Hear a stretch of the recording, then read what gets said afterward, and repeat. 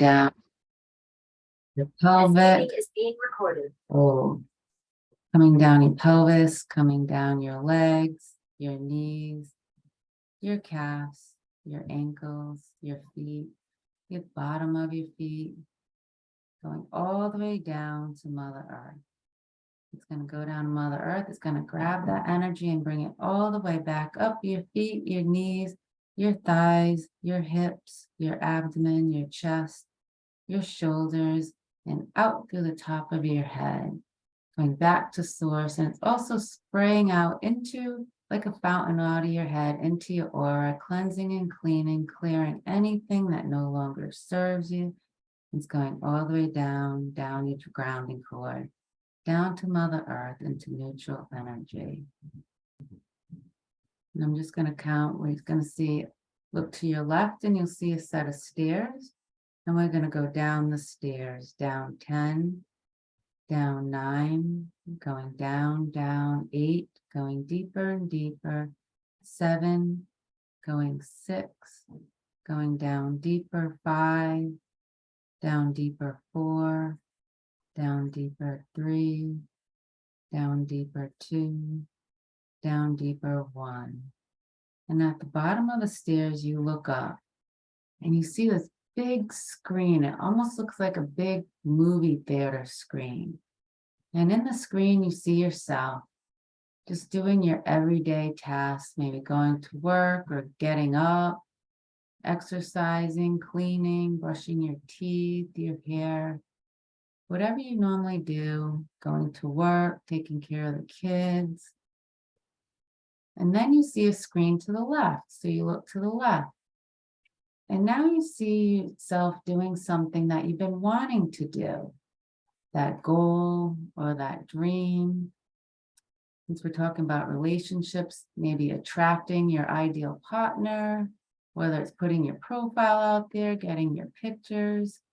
If you're in a relationship, maybe talking a little bit more to him, telling him how you feel, going down that line, just how you want to improve your relationship.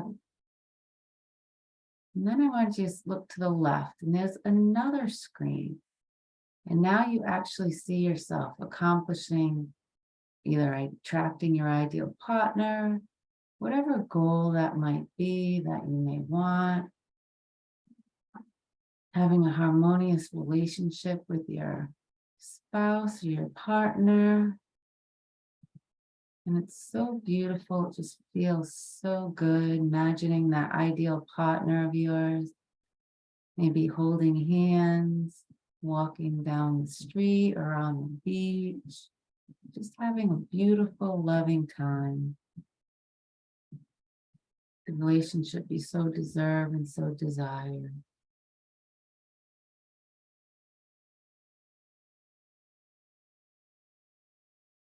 I'm going to send you some Reiki energy, an empowerment symbol. And then I'm going to infuse it with the grounding symbol.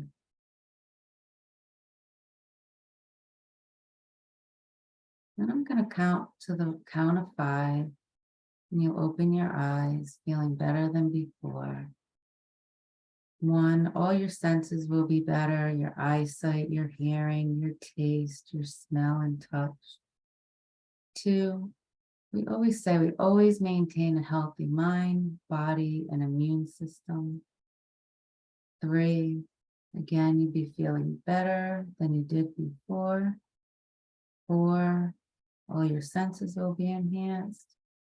And 5, open your eyes, feeling better than before, because we always maintain a healthy body, mind, and immune system. Thank you. Okay, the next thing, how's that? Was that good for everyone? Okay, very good. A friend of mine gifted me some of her abundance affirmation cards. So I'd love to pull an affirmation card for you all. She's a coach of mine, Jasmine Mankey. She was, I graduated from her program. And she gave me these at UPW. This is actually a picture of her. She's super cute. And every time I get one, I'm just like, it just so relates to me. Like I can so, it's like, yes, that's spot on. So I'm going to ask for a card that could be good for all of us. When I get to one, they're all sticking together. Okay. Ooh, you are a light worker. You are being led to help others. Your gifts matter, queen. And she calls everyone a queen. And it's the queen's code, so it kind of works, right? You have a unique way of helping people. You are being called to share your gifts with more people. Keeping your gifts from others is selfish. You are born with these gifts for a reason. And I do believe we're all born with gifts, right? You are a powerful light worker that needs to be seen. Follow your inspired actions towards helping others. Lead with your heart. So affirmation with me. I am a light worker and I am ready to help others. I hope that resonates with you. It does? Great. That's so awesome. All right. And now I'm going to share the book and then we can go over some things. And I do have some questions in here too. Make sure over here, please go. And the agenda over here. Okay. All right. So I told you a little bit about me. Let me share my screen. Here is the Queen's Code. Okay, you can see me still, right? The Queen's Code by Allison A. Armstrong. And we're just going to go over chapter 1. So I did make this as a reoccurring meeting because I have a bunch of books that I would love to do, and as well as do some of the meditations and things like that. So, all right. Kimberly questioned her motives in going to get yet another seminar about relationships. Now, has anyone here been in a seminar about relationships? Have you gone to anything that has to do with relationships? No? Okay. I'm going to skip a picture of all of us. Oh, all right. It certainly wasn't for the chance to be with Melissa in this particular environment. Ironically, her best friend would complain about her own husband while searching for a better one for Kimberly. So have you ever been in that situation where others are complaining, right? And then about their husband, yet they're helping others find theirs? So it was hope that got her out of her condo, even after a long, stressful day at work. Hope that she'd learn something new, hope that she'd find the key to her dream. Hope that somehow the partner that eluded her would come within reach, though she felt pessimistic. It was hope that made her try one more time. It was also hope that made her marry Matthew. The hope that after their wedding, he'd resume being the affectionate and engaging companion he was during their courtship. When Matthew remained as distant as he had become during their engagement, despite the ring on his finger, she blamed it all on her flaws. She set out to make Matthew love her more and want her more by perfecting herself. She lost weight. She learned to cook the same meals as his mother. She climbed mountains in the dead of winter, but nothing worked. Have you ever been in that situation where you did things just to get them to think to like you better? Yes, I know I have too. So after 4 years of trying, she concluded she lacked the Grace Kelly gene. So that's too funny, right? So this is way that Kimberly could justify why her husband never pursued her with gifts, especially the ones she craved most. Gifts of words and touch and time in touch. So she really just wanted his words, like words of affirmation. Have you ever done the, what do you call it? Sorry. The 5 love languages, so you know what they like and you know what you like too. Yeah, that's very important. I highly recommend that. So she wanted some gifts of words. I like to hear it. And she also wanted his time and touch. And those are actually the same things that I wanted too. So again, it was hope that had her leave Matthew. She'd rather risk being alone for the rest of her life to have a chance at the union she believed was possible. So she did believe there was more out there. And yes, she wanted children and a family. but she needed support and attention and laughter and passion. She wanted love and affection and couldn't live without interest and respect, which I don't blame her. So it wasn't hope that led her to Brett. That was pure chemistry and charisma. For a while, it worked. He was attentive, romantic, and fascinated by her thoughts and ideas. For about 3 months, then he too changed. Did he change or did she change? Because when it was over, she realized that all men she was ever involved with were wonderful in the beginning. Then why did this always happen? It wasn't when she finally slept with them and tested that theory. They changed when I was caught and the pursuit was over, right? Like how you said, get the milk and the cow, or why buy the milk when you already have the cow? It was when I surrendered emotionally. That's when they stopped putting their best foot forward and the disappointing behavior began. This meant she needed a new strategy. Don't get caught, don't care more than they do, or at least don't let them know she did. Let them know, yeah, protect her independence no matter what. That seemed to be the only way to make men treat her well for more than a few weeks or months. So doesn't really sound like a great way to live though, right? No, I don't think so either. Always being protective of yourself. You really need to open up your heart. And that's what I teach my clients, is how to open up your heart so that you can attract your ideal partner. So she was smart enough to see the conflict, even though her most endearing relationship with the male was with her tabby cat, Lancelot. In truth, she wanted to be caught. She wanted to be adoring and adored, worshipped and devoted. Yet, even at 31, the picture of success and liberated woman, she still hoped for a happily ever after. So she was still struggling. So Kimberly checked her appearance in the mirror, arranged her short hair, and added some pink lip gloss, leaving her cat, Lancelot, with a scratch behind her ears. She basically went in her car and checked her voicemail.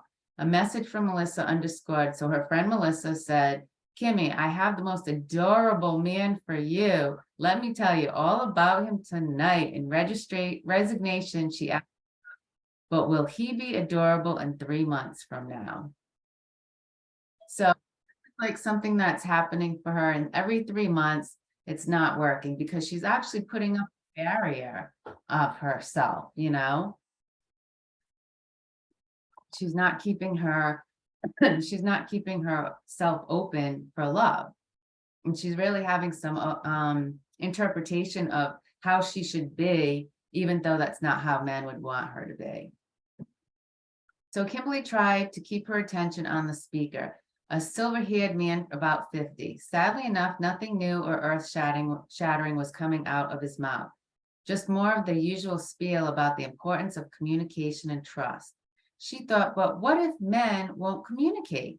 And they've already proven they can't be trusted. Suddenly, Melissa raised her hand, energetically demanding the speaker's attention. Apparently, her petite, feisty sidekick had grown weary of the usual rhetoric as well. Melissa stood when the speaker called on her, and her hand on her hip, shoulders thrown back, she challenged. What I don't understand is why men are so great in the beginning. You know, flowers, gifts, great dates in the beginning.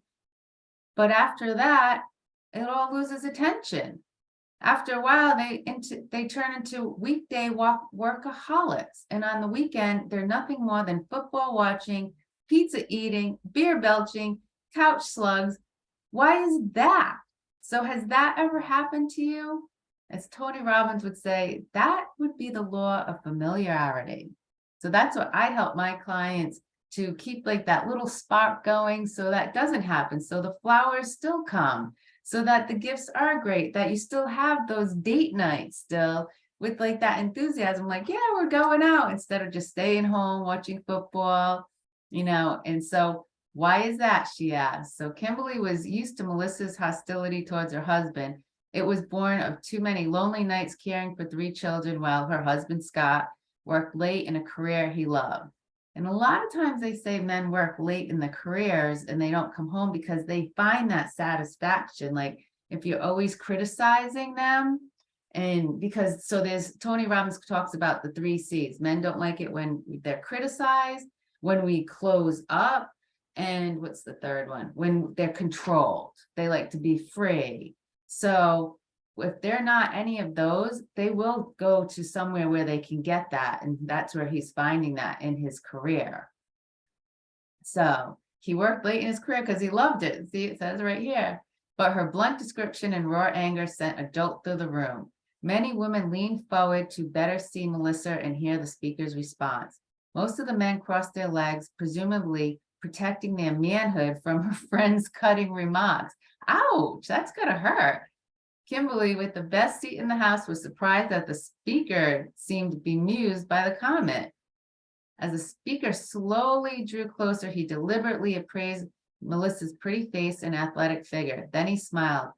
Oh, he said, I see, you're a frog farmer. A what? Melissa demanded. A frog farmer. Narrowing her eyes suspiciously, Melissa demanded, and what exactly is a frog farmer, right? Like the first time I ever heard that, I was like, what the heck is a frog farmer? Well, he replied with a lopsided grin, some women turn frogs into princesses, but that only takes a queen, not a princess or a shrew. Like most women, you, my dear, turn princesses into frogs. Ouch, that's a tough statement, right? Have we ever done that in some of our relationships? Like got mad and then they're just like, oh, I know I have. I can definitely see how that's happened. So Melissa gasped was echoed in the audience. Kimberly's friend sat down suddenly glaring. The middle-aged man held out his hands, palms up, and shrugged his shoulders as if to say, that was a shame, but alas, nothing he could fix. As he walked back up the aisle, Melissa stuck out her tongue, which is kind of funny because you think if he's calling her a frog farmer, he would tell her how to fix it, right? I would think anyways. So grumbling echoed around the room from women equally dissatisfied with the response. But Kimberly was completely intrigued. She envisioned herself standing on the porch of a large white farmhouse with a field of frogs spread out before her. Each frog had a little human head with a face she recognized from her past. There's Kevin, and look, there's Matthew, and they all looked up at her. Wow, she thought, oh my God, I'm a frog farmer. How'd that happen? She realized that every man she'd known began as some flavor of Prince Charming, right? The gifts and the attention and the time. And every man ended up the same, distant, defensive, and uncommunicative. She'd assumed the prince was for show and the frog was their true nature being revealed. What if they actually were princes and something I did changed them? Could you imagine something that we did would change them? That just shows you how much power we have, ladies, or queens, as I could say, right? We got the goods, we got the power. We just want to understand how to control it better, right? Make our communication better so that we can have better relationships. So far from needing to dodge blame, Kimberly was relieved to think she might be the cause of how men treated her. If she was bringing out the worst in men, she could probably stop. She tried changing men. It had to be easier to change herself. Right there, I think, is the biggest key. She tried to change men. They always say you can't change them. Don't even try, like you can't change them. So it had to be easier just to change herself. I love that because it does all come from inside of us, you know, inside here, inside our heart. Once we change, everything changes around us. So, because it all changes, like if our reaction changes, it'll change their reaction. So she was puzzled, but how am I bringing out the worst in men? And how does a woman bring out the best? What's the secret? An image of a queen flooded her mind. Magnetic, confident, abundant. Someone she imagined was in control of her castle and realm. A thought caught her breath in her throat. Could I become a queen? What kind of queen is that? And in this real world? Yes, we can all become queens. I believe that. Fascinated by her own thoughts, she didn't hear anything else for the rest of the event. As they waited at the valet parking, Melissa ranted about the frog farmer remark. Every woman in that room knew what I was talking about, she insisted. It was totally unfair for him to blame me for the self-centered and childish way that men act. Not wanting to disturb the delicate, expectant state of her revelation, Kimberly shrugged without comment. Fortunately, Melissa's car arrived and they exchanged a quick hug. Driving home, Kimberly contemplated being a frog farmer. The more she considered the probability, the more certain it became that she was indeed a very successful frog farmer, and all her friends were too. Curled up with Lancelot, she fell asleep wondering if turning frogs into princesses could be learned. Or do you have to be born royalty? Well, good news is you don't have to be born royalty, that's for sure. So Kimberly's work on Tuesday was hectic as usual. Managing a large department with billions of insurance dollars at stake kept her on the run. It wasn't until she stole away for lunch that she could think about the previous night. Flipping from People's magazines to dramatic breakups, she recalled the visions of rows upon frogs that she saw. She saw rows and rows. All the people she dated were frogs. Heck, she thought frog farming is the norm, even among the beautiful, rich, and famous, because I guess they're doing it too. So where could she find one rare woman, like one woman who brought the best out of men? And her grandmother's face appeared. And she remembered dropping in on her grandparents in Pasadena home after an offset meeting nearby. She found them sitting on the bench in their backyard, holding hands. The scene was still vivid in her mind. There were contented smiles on her grandmother's face, the warmth of her granddad's eyes. Kimberly had the feeling she had interrupted something intimate. If Bert looked at his wife with such obvious affection after more than 50 years of marriage, she was willing to bet her grandmother was definitely not a frog farmer, that's for sure. And did that make her a queen? Yes, we all want to be queens. Now let's hear her secret. All right, she recalled Thanksgiving dinner with their grandparents and their new 40-something friends, Karen and Mike.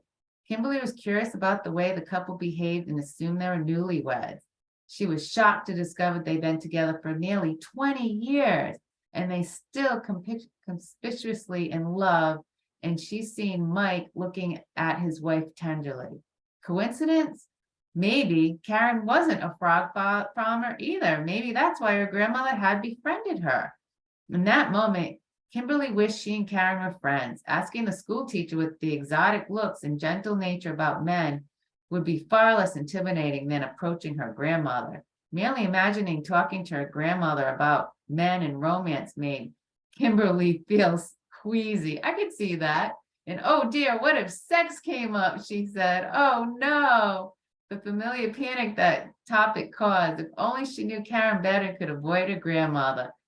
Discouraged, she just decided to search for someone else who might show her how to bring the best out in men. All right, so Raul, this is back to work, carefully rolled up a piece of gum and popped it into his mouth. He wanted a cigarette, but settled for cinnamon flavor. After 2 years, it's still a lousy substitute. He prodded his friend. So Jack, what's going on with you and the ladies these days? They were sitting in Raul's office, observing the bustle of activity amongst the processors through the large glass window. Jack grunted.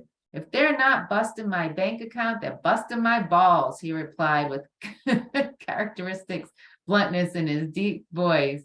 Ah, that can't be that bad, Raul chided. You have no idea, my friend. You're lucky you're married and young and well. Women these days expect so much from men, such as...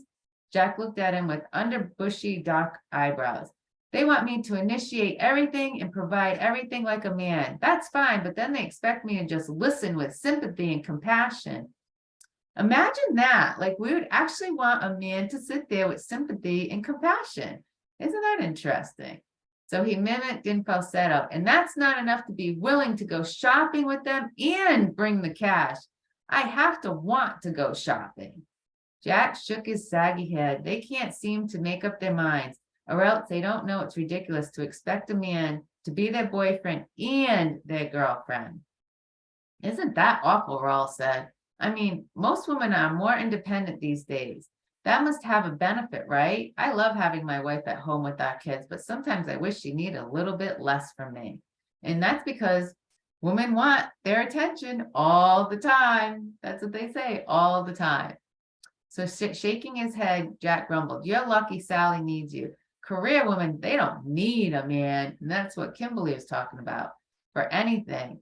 And they make sure you always know it, no matter what. They're proving they can do better.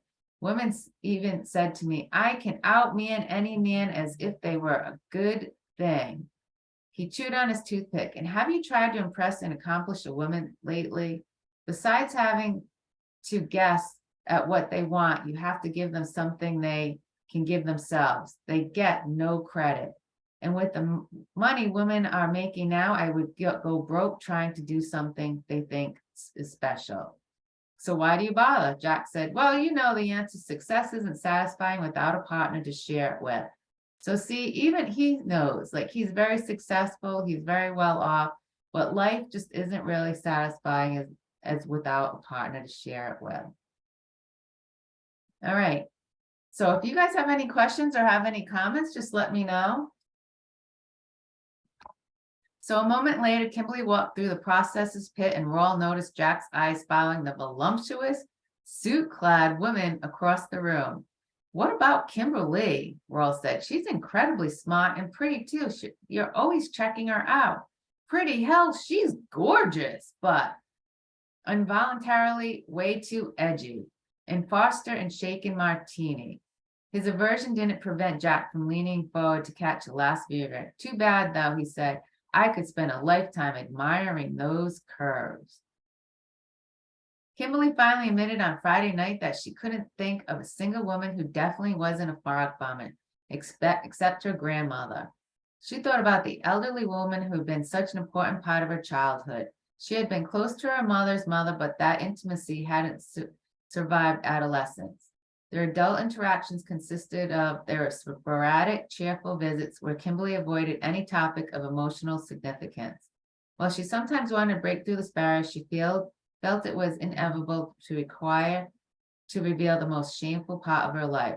She wasn't willing to expose herself in that way, even if that would help regain one precious relationship. So is it okay reading this, or would you want me to would you want to talk about have the questions in here?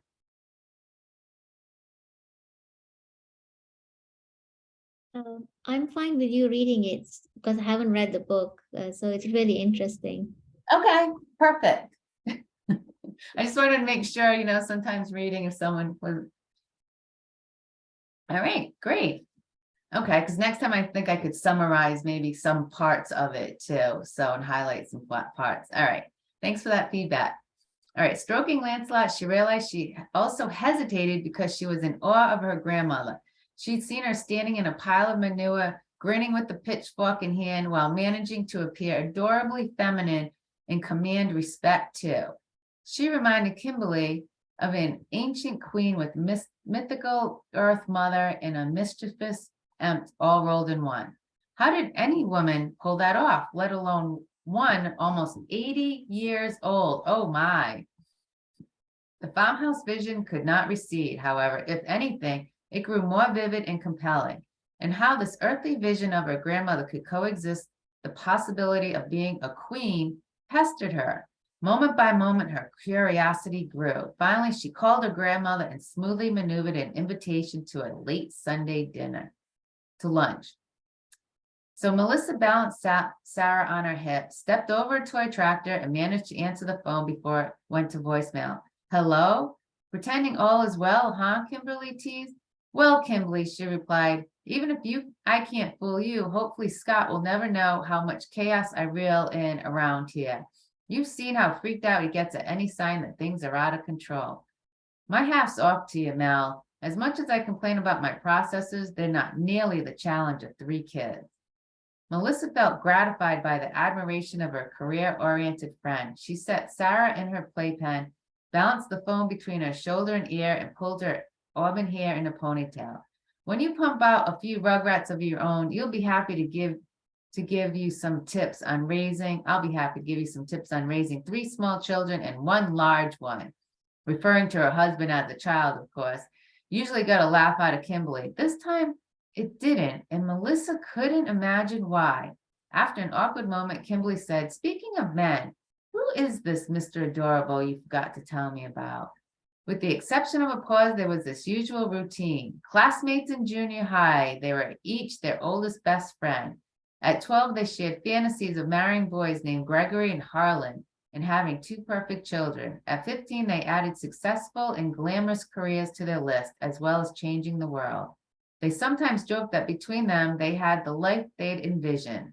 Melissa had the husband and ideal children, and Kimberly was successful in the not-so-glamorous insurance business. They weren't sure yet who was going to change the world or how, but they could still dream together and counted the other's friendship as key to the foundation of their lives. So that's really beautiful. They have a really nice relationship. They've been together for a long time. So Melissa, and I do feel that it's very important to have your own friends where you're in relationships too. Melissa considered it to her duty to find Kimberly a new husband and often fixed her up with Scott's colleagues. Mr. Adorable is a nice guy in Scott's office. He came over for dinner last week and I pre-screened him. He's cute and single and on the way up the accounting ladder. He wants to meet you. I told him I'd invite you to the company picnic on Sunday. What do you say? Will you come? When Kimberly said she was busy, Melissa's curiosity was piqued. Finally, Kimberly admitted she was having lunch with her grandmother in hopes of finding out how not to frog farm. Are you sure frog farming applies to you? Melissa asked. Isn't that taking on yourself what's really the fault of men? No matter what jerk said men change and not for the better. We both know that too well. Remember how cold Matthew became only months after you married him? Come on, you wanted to kill him. No, I wanted to kill him. When Kimberly didn't respond, she added, and you have to do this on Sunday. Wouldn't you rather meet Mr. Adorable? Kimberly started picking her cuticles and explained her impatience. I've already set up my lunch and I don't want to disappoint her. Besides, grandmother is the only woman I know who definitely does not frog farm. I got to see if she knows something about being a queen that the rest of us don't know. She's not getting any younger. And frankly, I don't want to waste another week of my life living in the dark. That stung. Ouch. What does she think I do that's so blind? My husband's not home enough to be cultivated anything, frog or prince. Feeling hurt and defensive, she wished Kimberly good luck and used Sarah's whining to get off the phone. She straightened the family room and thought about frog farming. Could that actually happen, inadvertently turning a good man into a frog?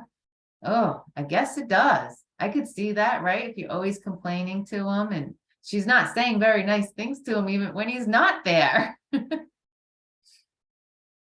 Oh, I have the chat. Okay. Thank you, Simona. All right. Unbidden memories of her and Scott early years brought tears to her eyes. Though both were poverty-stricken college students, they'd been very much in love. Scott was quietly romantic, even though he couldn't afford anything as extravagant as flowers or dinner out. She still kept a box full of poems he'd written to her and a collection of 99-cent stuffed animals he occasionally tucked into her purse, hidden in a drawer or left on her pillow. So he used to get a little stuffed animals and hide little things for her in her purse and notes and stuff. I wonder what happened. So they married 2 weeks after graduating, expecting period of newlywed bliss. Melissa was disappointed by how little time they had together. With Scott's 80-hour work week as a junior auditor in a big firm, they weren't many meals shared. They created romantic time, so they still had time for some romantic moments, like picnics in the backyard at midnight. They counted the stars and made love underneath them. It was after John was born, followed by Brady 2 years later, that the quality of their relationship changed. She often thought they must be extremely fertile to conceive Sarah while really having sex. She lost track of how many weeks passed without it, even working to keep out her petite body, trim and firm, that didn't make a difference in their sex life. Sadly, now she always thought of having sex, never as making love. So that's another thing. She's looking at it as having sex, and she's criticizing him often, so he's not even feeling it. And she lost how long it's been since they've had sex. Like, that's not a good sign either. Sounds like it's starting to deteriorate, unfortunately. So Melissa told herself it was what happened to mature couples. But as she thought about Kimberly's frog farming notion, she wondered if she had anything to do with Scott's lack of a romantic initiative. Heck, initiative, period, she thought. Except where his job is concerned, she couldn't get him to do anything at home. Whether it was in the kitchen or the bedroom, didn't seem to matter. She tried nudging him, nagging him, criticizing, pleading, even with tears. Nothing got through to him, and she was always left hurt and even more angry and hopeless. So these are all the things not to do: the nudging, the nagging, the criticizing, the pleasing, and they go into this about how to do it and not to do that. So, and this way we won't be left hurt and angry and hopeless. We definitely don't want that. So if she told the truth, she regretted how things had become between them. Scott was their children's father and the family breadwinner, but for a while now that was all he was. Beneath her bittersweet resentment, she grudgingly acknowledged that she missed the man she married. Oh, and he definitely changed. That much was certain. I didn't change him, did I? She suddenly doubted and her heart skipped a beat. But if I had changed him, maybe I could change him back. Impulsively, Melissa picked up the phone and speed dialed Kimberly's number. As the call went to voicemail, she composed herself once again. Knowing she wouldn't fool her friend, she still attempted to sound casual. Kimmy, let me know what happens with your grandmother, okay, sweetie? I'll be home with the kids Monday night. I'm sure Scott will work late. Call me or come on over, okay? Though she thought it, she couldn't bring herself to add, please, because she needs it. She's identifying that she needs help. All right, Kimberly rehearsed the conversation with her grandmother as she drove from Santa Monica to San Gabriel Foothills. It seemed impossible to ask a 77-year-old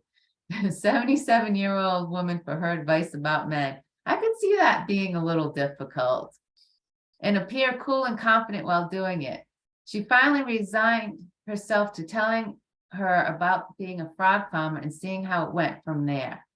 Pulling up to the familiar white-trimmed blue-gray house with its stone columns and wide porch, she felt nervous and excited. I hope whatever makes grandmother different can be learned. Claudia could tell by her fidgeting how Kimberly picked at her dinner that she wanted to talk about something important. This was uncharted territory for them. Claudia kept her tone soothing and detached, belying the painful ache of her own hopes and fears. After eating with Bert in the dining room, the two of them moved their tea and coffee to the carved mahogany table in the garden. Kimberly didn't seem to notice her favorite flowers were in bloom, and Bert had clumsily excused himself to his workshop or the elaborate carving chair that had been added to the beautiful outdoor set. Claudia waited patiently and was soon rewarded. She kept her expression open while Kimberly slowly relayed the story of her recent realization. Suppressing a smile, she silently willed the younger woman to continue. With each word, Claudia's heart beat stronger as long dream of future opened up before her. Concluding her narrative, Kimberly said cautiously, the man said that women who turn frogs into princesses are queens. And while I'm certain that I'm a frog farmer, I'm pretty certain that you're not. I don't know what I would do if my grandchild said that to me. After a pause, Claudia said simply, your grandfather has said I am his queen. It is a beautiful compliment. It is also accurate in that I follow the Queen's Code and I avoid frog farming, a charming term that I've never heard before, but which is absolutely accurate and a terrible trap. Lowering her voice to conceal the emotion that nearly overwhelmed her, she added, and I am so glad that you noticed. Kimberly leaned forward eagerly, her eyes lit up. What's the Queen's Code? And how do you not frog farm? Oh, Claudia chose her words with care. I avoid frog farming by understanding and inspiring men. For example, I understand how they think and I am fluent in the language they speak. I also have a different point of view about men that prevents me from being hurt or frustrated by them. All of these things were taught to me by my mother and my grandmother. And these are all the things that the other women who are frustrated talked about. So Kimberly was even more excited. But how did they know all that? She studied Kimberly's beloved face for a long moment, the worried lines on her young forehead, the sharp edge of her jawlines, the thinness of her lips, the evidence of disappointment, resentment, and hard-driven self-sufficiency contrasted with the new hope in her intense blue eyes. For more than 500 years, Claudia said, the woman and I family studied men. Each generation has validated and added to the entire body of the knowledge and passed it from mother to daughter. Over time, the various elements of the Queen's Code were developed. As Claudia expected, Kimberly was shocked. But if that's true, how come Myra never taught me all those things about men? Claudia could not conceal her sadness. Because your mother does not know. Because your mother did not want to know. How could Myra not know? Half the planet is male, Kimberly responded. Well, as you know, she doesn't have much use for any of them, not your father, her father, or her brother, Claudia said, shaking her head. Oh, Kimberly nodded her understanding, and Claudia continued. Your mother was deeply in love with Stuart, your father. When Stuart was not ready to be responsible for a child, he was distraught. She was distraught and felt abandoned and betrayed. Hurt unhealed turned into rage, and that is, hurt does turn to rage. And all of this happened when women her age were already angry at men. So her mom, Kimberly's mom, didn't have a very good experience with men, and she kind of passed that down to Kimberly. As Kimberly frowned, Claudia continued. Men were blamed as if they are today for almost everything women no longer accepted. Men were considered the enemy. It was unfashionable to want to understand men. Men were wrong, and some women set themselves to proving they did not need men at all. Your mother was and is one of them. Given how devastated she was, I understand, but I still wish she could have let me help her. Let me help her heal. So yes, women need to heal. And I do some healing. I do energy healing. I did a lot of healing on myself. So I also do healing as well. So Claudia waited, seeing the comprehension as Kimberly connected this information with the way the woman's mother had behaved all her life. Although it pained her, she continued closely watching Kimberly's face. No matter what I said, your mother was threatened by the way I think about and relate to men. She did not want to support men in opening up by listening to them the way they needed to be heard. She did not want to give men the energy to provide and the inspiration to act by using the words that resonate for them. She could not imagine that it was possible for men and women to be powerful at the same time. She always thought it had to be one or the other, and that she would lose whenever men succeeded. Claudia concluded sadly, Myra didn't want to be a queen. She prefers being a king. And this is also something they talk about too. Kimberly chewed on the statement. Claudia could tell that she didn't quite understand that, but her granddaughter was on a mission and didn't have time right now to pursue the subladies. If all goes well, she reminded herself, there will be plenty of time for everything. So she's going to teach us, and they are going to talk about what the difference is, because a queen actually kind of sits back where a man is more up front and he provides and he has things that he has to do for everyone. So the whole kingdom. So tilting her head, how come you didn't teach Myra anyways? She shrugged her shoulders. It does not work that way. You cannot force this kind of knowledge on anyone, not even for their own good. At the very least, the student has to be open to the new point of view about men and committed to a deeper understanding of both men and women.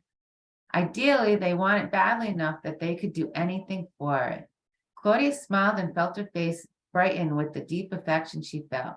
She had added mischievously, such as risking the terrible awkwardness of talking about romance with the old woman. She chuckled as Kimberly's mouth dropped. So, understanding men is such an amazing thing, because once you understand how men think, it's just so much easier in a relationship.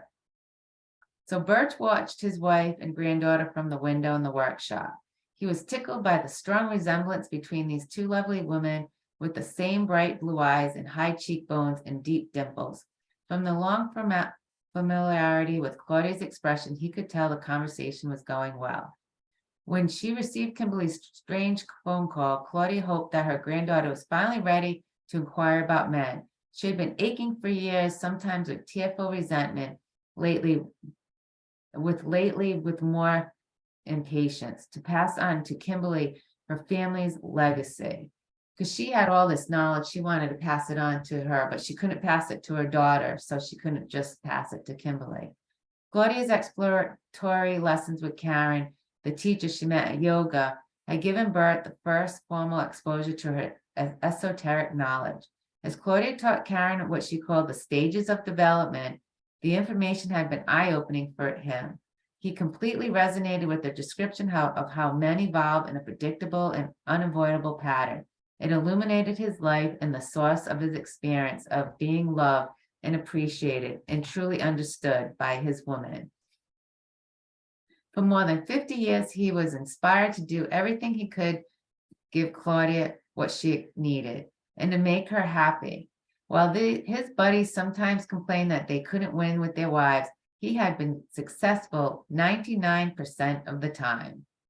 He suspected it was with the way Claudia communicated with him. So it is the way that she communicated with him. It was important to her. Whoops, sorry about that. It was important to her as clear as always and clear as simple upon he felt privileged to be married to her and was still more deeply in love than he ever thought possible. Bert decided now would be a good time to get the supplies he needed for the project as he watched Claudia and Kimberly. He rubbed his hands together at the prospect of working on the long familiar wood and surprising Claudia yet again. On his way, he stopped by the spot. Sweetheart, I'm making a trip to the lumber yard. Do you lovely ladies need anything before I go? Claudia smiled at him, her beautiful eyes shining with the delicate skin around them crinkling in that way he adored. No, thank you, my love. We have everything we need, and her eyes were dancing. Kimberly has come over to inquire about her inheritance. Bert was delighted for both of them. Good for you, he said, with an affectionate squeeze on his daughter's shoulder. He walked away with a fresh bounce in his step, whistling, I'm Popeye the Sailor Man. All right, so we have 5 minutes left. I'm just going to keep these to an hour. And there's so much more to learn. So basically, we learned that the way we criticize or talk to men, like in nagging them, isn't working. So the best way to talk to them is from love and from care. And oh, she had to leave. Okay, she's going to catch the rest. They're going to show you. And she did say, like, because she understands, Claudia understands how men are, and she's going to teach us that. That's how we're going to learn to live harmoniously and have a great relationship and not be a frog farmer. So does that sound good? All right. So do you have any questions that you'd like to ask me? Anyone? We can unmute. So how do we get the book? I can send you a link to the book. I also did an audio of it in my group too. Okay. So I can send you a link if you want where I got it from. And I will just continue with this next week. If you want to join us again, that would be so great. And I'm also working on a couple courses coming up, one for relationships and one for attracting your ideal partner. The one that's for attracting your ideal partner called the Manifestation Attraction Program. I'm going to be starting that the first week of December. So if you're interested, let me know. We can talk about that. And I also do, one-on-one coaching too. So if you're ever interested in anything like that, if you even want coaching or any questions here, I would be happy to. Otherwise, I just want to I'm going to, I had a song I wanted to do. Let's see, my library. Songs.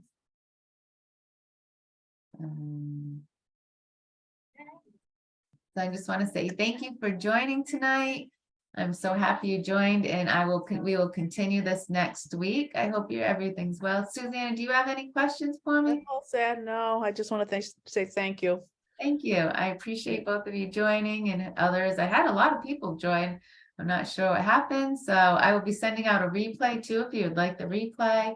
And you can also have the full version of the audio that's longer. Some of these chapters are long that I did read before in my group. So All right, thank you, and I hope to see you Thank you, next week. guys. Thank you. All Thank right, you very bye-bye, much. It Donna. was really, really nice.